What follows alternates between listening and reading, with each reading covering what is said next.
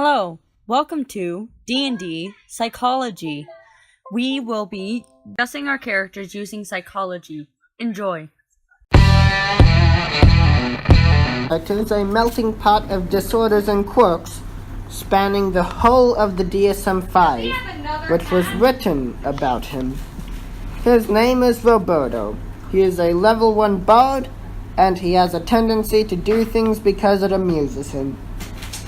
He also gets very bored very easily. Looking at him as a nature versus nurture ideal, his environment definitely formed his personality. He has an internal locus of control, meaning that he believes he controls his own destiny. And he sees himself as a perfectionist, or a type C personality. One of his phobias, or a consumed persistent fear and constant avoidance of, is aviophobia, or the fear of flying. An odd thing considering he is a bird.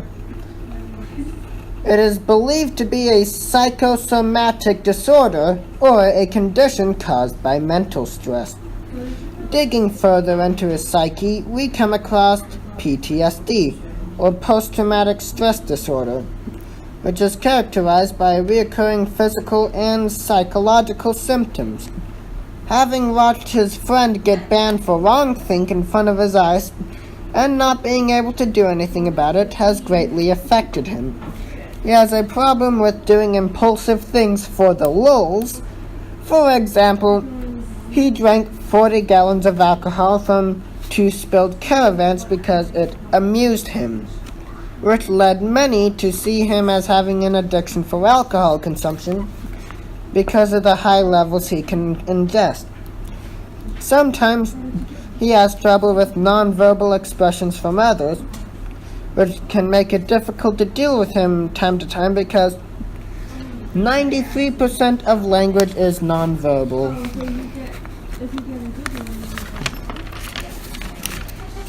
He has a tendency to say things that don't make sense, talking to people that aren't there about the metagame, complaining about roles, and getting into shouting matches with non-existent people during stealth missions.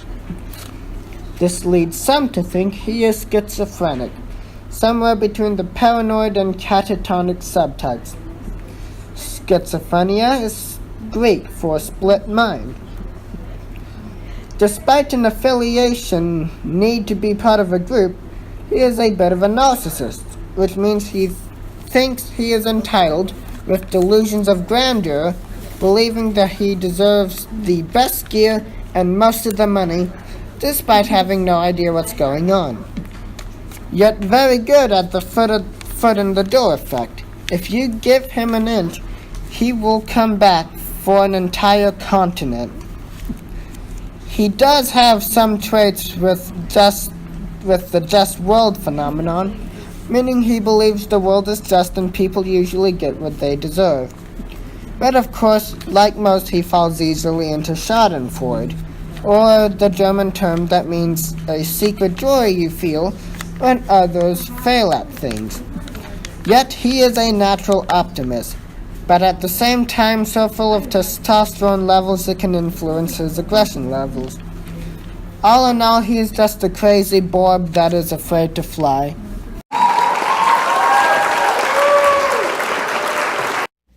Hello.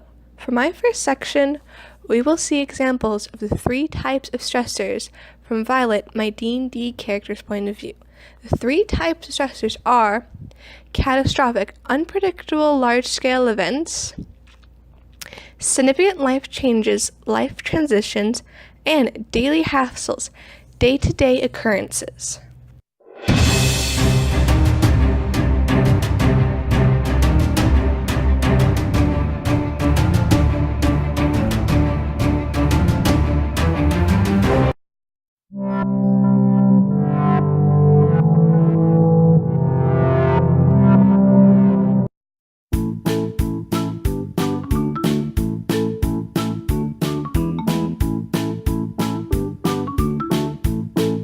Catharsis. Violet will now attempt to use adverse conditioning and behavior modification, 2 types of behavioral therapy to eliminate unwanted behaviors in her travel companions. Adverse conditioning is when you associate unwanted behavior with an unpleasant feeling. Behavior modification is when you reward a wanted behavior and punish an unwanted behavior. Hello, I'm Violet, and today I will be using adverse conditioning in order to stop my companions from drinking so much. I will place bitter berry juice on the rims of the bottles in order to get them to stop drinking. Let's see how it works.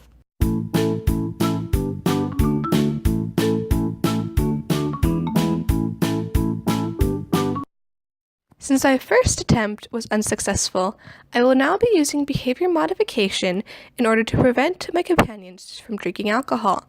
I will reward my companions with sweet berries when they try to drink water, and I will punish them by spraying them with water when they attempt to drink alcohol.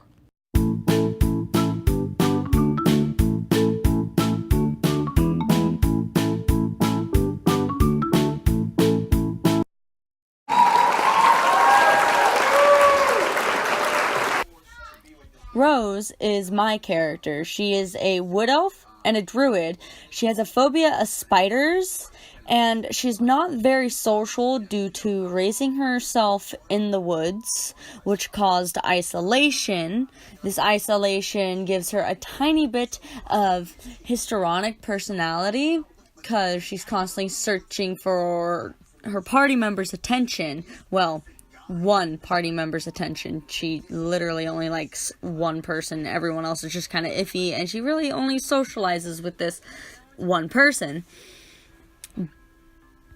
because she really has a schizotypal personality, which just means she has a very extreme discomfort in social groups and social settings, social interaction in general. Basically, it's not really her favorite thing. She usually just stays quiet in the back and kind of just like watches and observes and just silently chews on one of the party members' fingers.